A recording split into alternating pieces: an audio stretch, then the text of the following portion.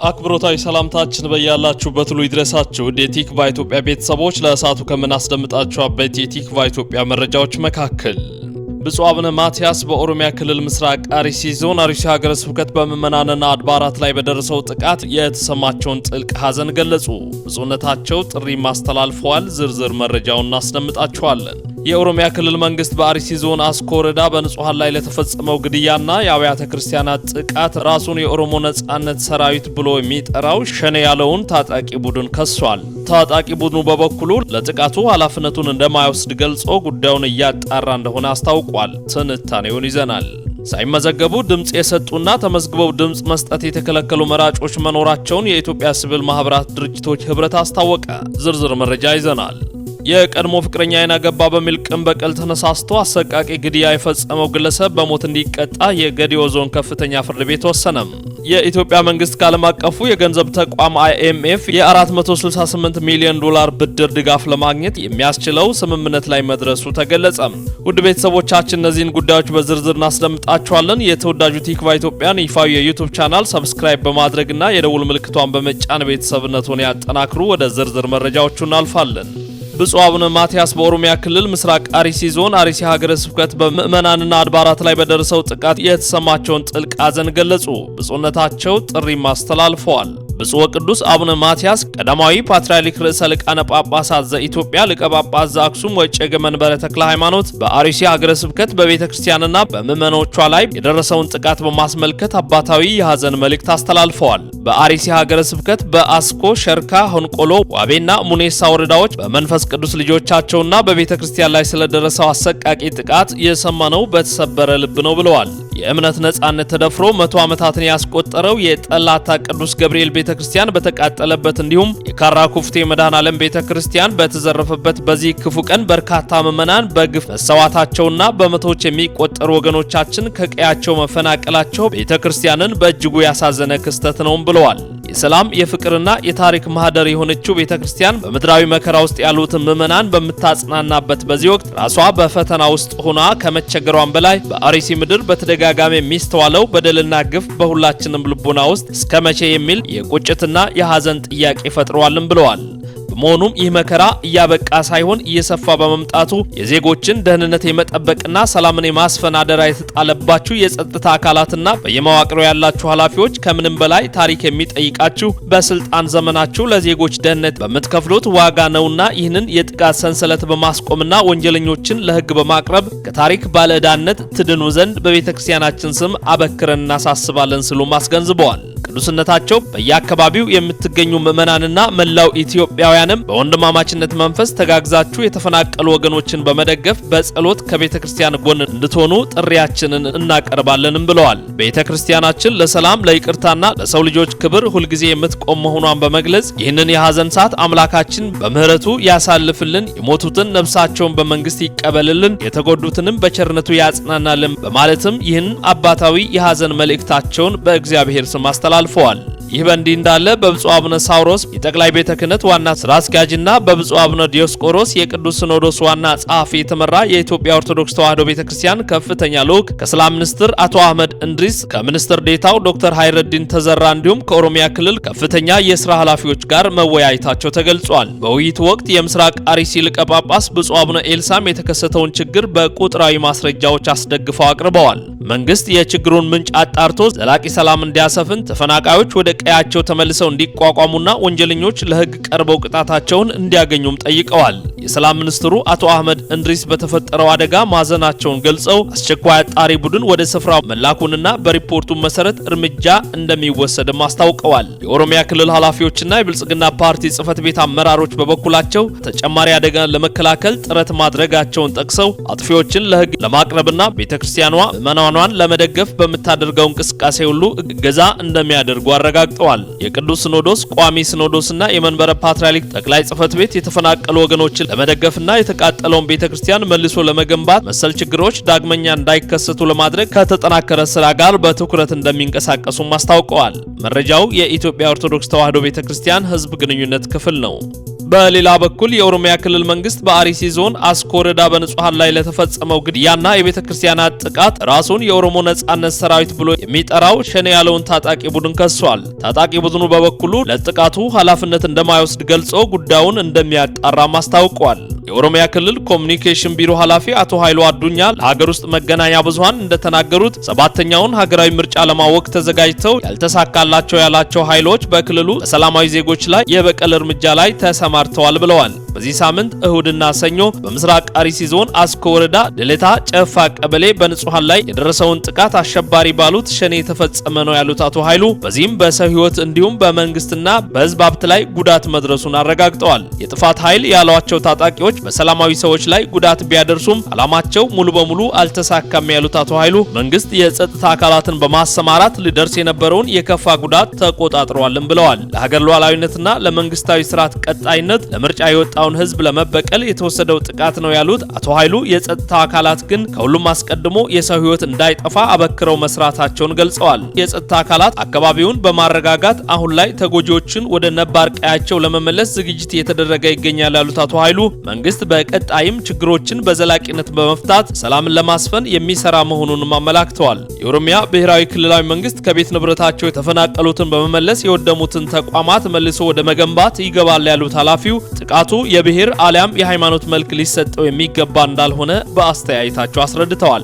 ጥቃቱን በመፈጸም ክስ የቀረበበት የኦሮሞ ነጻነት ሰራዊት ኦነሴ ግን ለጥቃቱ ኃላፊነት አልወሰደም። ታጣቂ ቡድኑ በትዊተር ገጹ ባወጣው አጭር መግለጫ በአርሲ ዞን በንጹሃን ላይ የደረሰውን ጭፍጨፋ እያጣራን እንገኛለን ብለዋል። ታጣቂ ቡድኑ ጉዳት ለደረሰባቸው ንጹሃን ለተጎጂ ቤተሰብ መጽናናትን እመኛለሁም ብለዋል። ቡድኑ ይህንን ይበል እንጂ አስተያየታቸውን ለመገናኛ ብዙሃን የሰጡት ተጎጂዎች በእሁዱ ጥቃት የመንግስት ጸጥታ አካላት የህይወት መስዋዕትነት መክፈላቸውንና ጥቃቱን የፈጸመው የኦሮሞ ነጻነት ብለው የሚጠሩ በአካባቢ የሚንቀሳቀሱ የታጣቂ ቡድን አባል መሆናቸውን ይናገራሉ።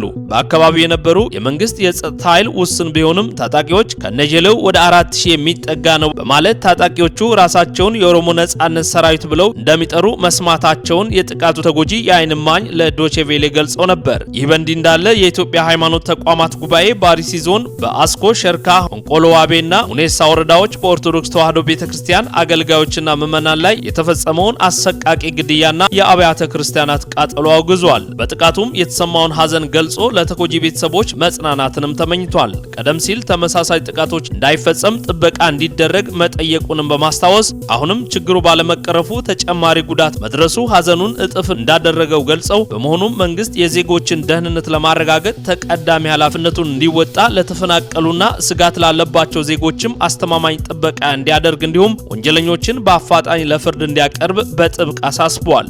ሳይመዘገቡ ድምጽ የሰጡና ተመዝግበው ድምጽ መስጠት የተከለከሉ መራጮች መኖራቸውን የኢትዮጵያ ሲቪል ማህበራት ድርጅት ህብረት አስታወቀም።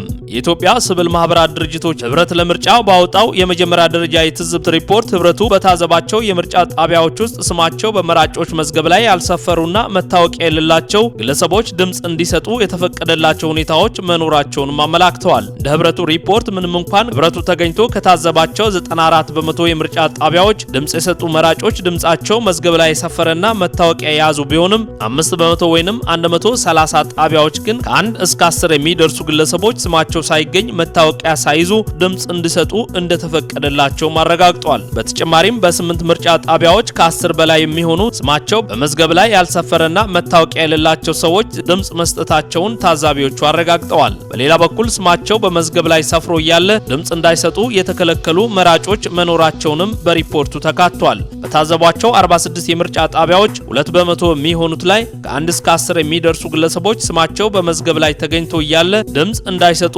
የተከለከሉ ሲሆን በሁለት ምርጫ ጣቢያዎች ደግሞ ከ10 በላይ የሚሆኑ መራጮች በተመሳሳይ ሁኔታ ድምጽ የመስጠት መብታቸው መገደቡን ህብረቱ አስታውቋል። ከዚህም በተጨማሪ በአማራና ኦሮሚያ ክልሎች የሚገኙ 19 የምርጫ ጣቢያዎች ላይ በጸጥታ ምክንያት የድምጽ አሰጣጡ ተቋርጦ እንደነበርና ሁኔታው ሲረጋጋና ሰላም ሲመለስ የድምጽ መስጠቱ ሂደት መጠናቀቁንም አመላክተዋል። በአካባቢዎቹ ከጸጥታ መደፍረስ ባለፈ በተከለከሉ ቦታዎች ጣቢያዎችን ማቋቋም፣ በምርጫ ጣቢያዎች አካባቢ የምርጫ ቅስቀሳ ማድረግ፣ ፈቃድ የሌላቸው ግለሰቦች በጣቢያዎች ውስጥ መገኘት በታዘቧቸው ጣቢያዎች የታዩ ችግሮች መሆናቸውንም ጠቅሷል።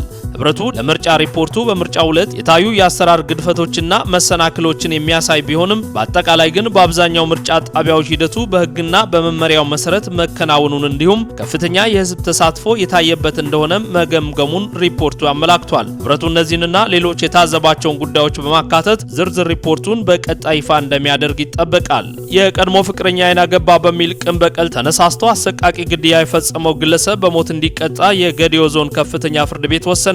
የዞኑ ፖሊስና አቃቤ ህግ መምሪያዎች ለቲክቫህ ኢትዮጵያ እንደገለጹት ወንጀሉ የተፈጸመው ሚያዝያ 14 ቀን 2018 ዓ.ም በገዲዮ ዞን ገደብ ከተማ አስተዳደር ነው። ተከሳሹ የአብሲኒያ ባንክ ባልደረባ የነበረውን ወጣት ተመስገን ዳንኤል ለመግደል የሞከረበት ሽጉጥ በመክሸፉ በስለት ደጋግሞ በመውጋት በአሰቃቂ ሁኔታ ህይወቱ እንዲያልፍ አድርጓል። ወንጀለኛው የሟች እጮኛ የቀድሞ ፍቅረኛ ሲሆን ድርጊቱን በቅን በቀል ተገፋፍቶ ለረጅም ጊዜ ያቀዶበት እንደፈጸመው የአካባቢው ፖሊስ ከአካባቢው ነዋሪዎችና ፖሊስ የተገኘው መረጃ ያመለክታል። ተከሳሹ ፍርድ ቤት በቀረበበት ወቅት ክሱን ክዶ በጠበቃ ቢከራከርም ፖሊስና አቃቤ ህግ ጠንካራ የሰውና የሕክምና ማስረጃዎችን በማቅረብ ወንጀሉን ማረጋገጥ ችለዋል። ተከሳሹ በበኩሉ ምንም አይነት የመከላከያ ምስክር ማቅረብ አልቻለም። ፍርድ ቤቱ ግንቦት 17 ቀን 2018 ዓ.ም በነበረው ችሎት መነሻ ቅጣቱን ሞት በማድረግ ግንቦት 26 ቀን የሁለቱንም ወገን የቅጣት አስተያየት ለመስማት ቀጠሮ ሰጥቶ ነበር። በዚሁ መሰረት በዋለው ችሎት ከተከሳሽ የቀረቡ ሁለት የቅጣት ማቅለያዎችና ከአቃቤ ህግ በኩል የቀረቡ ሁለት ማክበጃዎችን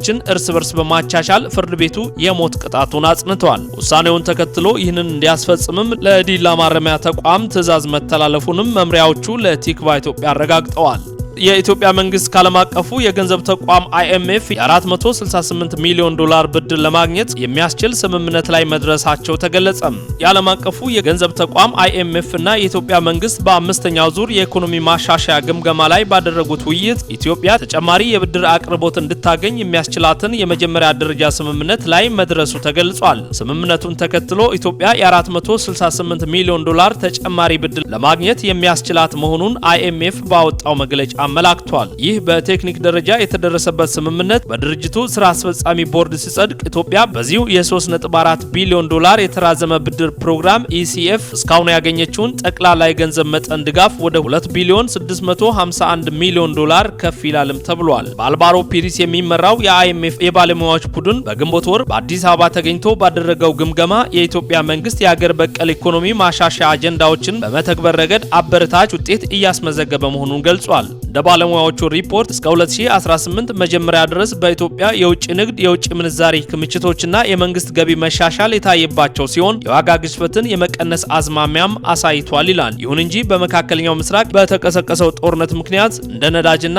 ማዳበሪያ ያሉ ወሳኝ የገቢ ምርቶች ላይ ዋጋ የመጨመርና በኢኮኖሚው ላይ ጫና መፍጠሩን ድርጅቱ ጠቁሟል። ምንም እንኳን ይህ የውጭ ተጽዕኖ የነዳጅ እጥረትና የዋጋ ንረትን ቢያስከትልም የኢትዮጵያ ኢኮኖሚያዊ እንቅስቃሴ አሁንም ድረስ በጠንካራ ሁኔታ እንደቀጠለ ነው ብሏል። ድርጅቱ አያይዞም የዓለም አቀፉ የገበያ አለመረጋጋት ለወደፊቱ ስጋት ሊሆን ስለሚችል መንግስት ለሚፈጠሩ ተግዳሮቶች ተገቢው ምላሽ ለመስጠት ዝግጁ መሆን እንዳለበትም አሳስቧል። የተገኘው ማክሮ ኢኮኖሚያዊ መረጋጋትን ለማስቀጠልም መንግስት ጥብቅ የገንዘብ ፖሊሲን እንዲከተል፣ የውጭ ምንዛሪ ገቢውን ግልጽነትና አሰራሩን ይበልጥ እንዲያሻሽል እንዲሁም የሀገር ውስጥ ገቢ አሰባሰብን እንዲያጠናክር ምክረ ሀሳብ አቅርበዋል። ኢትዮጵያ ከአበዳሪዎቹ ጋር እያደረገች ያለው የዕዳ ሽግሽግ ድርድርም በጥሩ ሁኔታ የተካሄደ መሆኑን IMF አስታውቋል። የIMF ልዑካን ቡድን በአዲስ አበባ ቆይታው ከገንዘብ ሚኒስትሩ አቶ አህመድ ሽዴ፣ ከብሔራዊ ባንክ ገዢው ዶክተር ኢዮብ ተካልኝና ከሌሎች የሀገሪቱ ከፍተኛ የስራ ኃላፊዎች ጋር ውይይት ማድረጉንም በሰጠው መግለጫ አመላክቷል።